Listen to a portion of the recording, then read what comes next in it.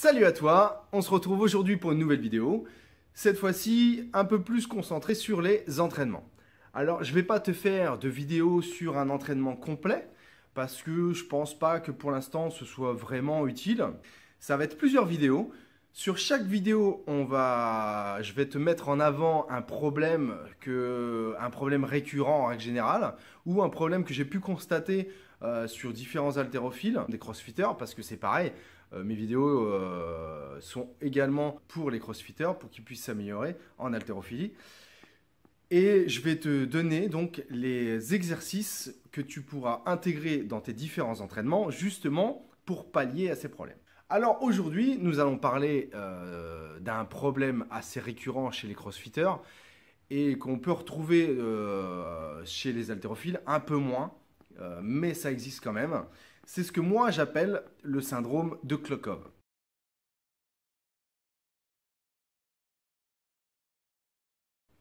Alors pourquoi j'appelle ça le syndrome de Klokov? Klokov, c'est un champion, enfin un ancien champion d'haltérophilie qui aujourd'hui fait pas mal de séminaires dans les différentes boxes de CrossFit pour apprendre, entre guillemets, inculquer tout son savoir dans le domaine de l'haltérophilie. C'est pas la technique la plus commune et la plus simple à appliquer.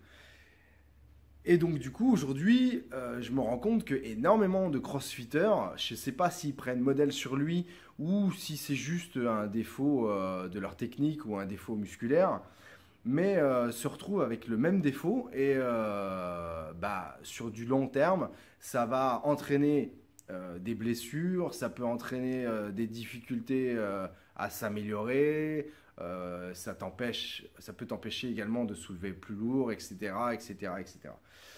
Donc aujourd'hui, je vais te montrer qu'est-ce que tu peux appliquer comme exercice dans tes différents entraînements pour améliorer ta technique et corriger ce défaut.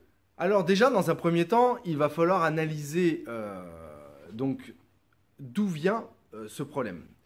Parce qu'il y a deux possibilités. Ça peut être dû à une faiblesse musculaire et ça peut être aussi tout simplement un problème technique. Alors on va partir dans un premier temps de l'hypothèse qu'il s'agit d'un problème musculaire, ce qui est très souvent le cas.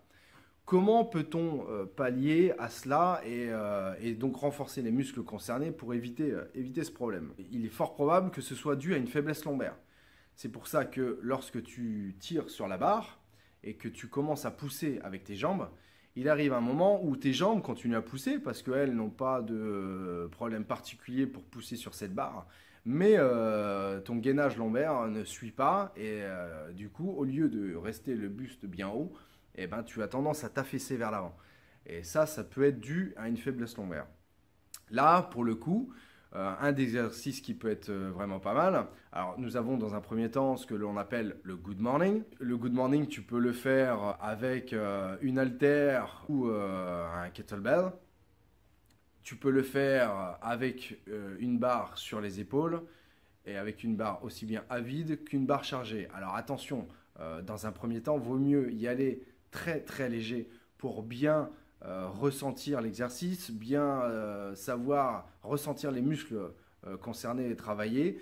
Et ensuite, une fois qu'on commence à vraiment bien maîtriser l'exercice, monter les charges progressivement. Si jamais tu te précipites tout de suite sur des charges parce que tu as l'impression que c'est relativement facile, c'est là où tu risques de te blesser et d'empirer les choses. Le travail lombaire sur un banc à lombaire, donc pareil, même procédure, sauf que là, bon, avec halter ou kettlebell, c'est compliqué. Donc ce que tu peux faire, c'est dans un premier temps le faire à vide, en gardant une position haute pendant 2 à 3 secondes, ce qui permet un bon gainage lombaire. Ensuite, tu peux commencer à te lester avec un disque de poids que tu tiens entre tes bras. Et une fois que tu commences à avoir un bon niveau par rapport à cet exercice, tu peux prendre dans un premier temps une barre à vide sur les épaules que tu chargeras par la suite.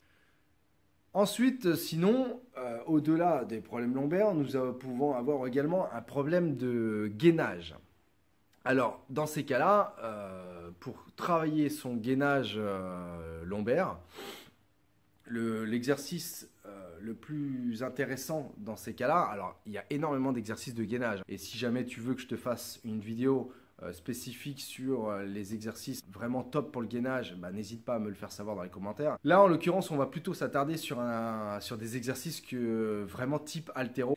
Et ben, pour travailler justement ton gainage lombaire et ton gainage général, on va dire, ce qui peut être bien de rajouter dans tes différents entraînements, c'est ce que moi j'appelle du gainage de position de départ. Donc, comme tu peux le constater, tu te mets en position de départ, tu commences à soulever légèrement la barre, on va dire grand maximum jusqu'en dessous des genoux ou au niveau des genoux, et tu conserves cette position pendant quelques secondes, tu reposes la barre, et ainsi de suite, et tu fais environ 4 ou 5 répétitions, et tu peux faire 3 à 4 séries de cet exercice.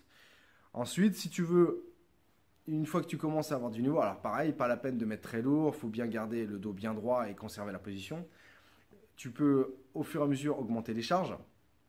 Et si jamais tu veux passer au niveau supérieur de cet exercice, dans ces cas-là, ce qui peut être intéressant, c'est de rajouter des disques au niveau de tes pieds. Ce qui veut dire que la barre va se retrouver plus basse que la position de départ classique. Et là, pareil, tu remontes la barre, mais cette fois-ci, la barre, tu la stoppes à l'endroit où elle se situe normalement en position de départ classique. C'est-à-dire sur une position de départ normale, lorsque tu te mets en position sur la barre, les tibias collés à la barre est à un certain niveau de tes tibias. Et bien là, le fait que la barre soit plus basse que cette position initiale, et ben tu la mets à cette position et tu gardes le gainage.